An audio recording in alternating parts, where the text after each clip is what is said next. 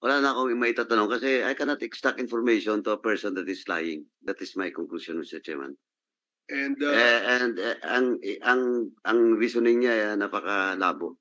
He's telling us that he does never know the personality of the person that give him the information. Hindi ako maniwala dun, Mr. Chairman. so if that's the case, what is the pleasure of the committee? Mr. Chair, Congressman Ako? to be consistent and fair with the others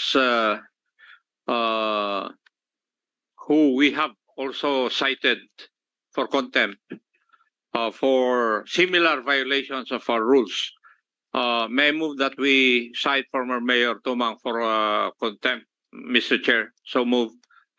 There is a motion to cite Mayor Tumang for contempt by violating Section 7 of our rules on inquiries governing rules governing inquiries in aid of legislation, and duly seconded.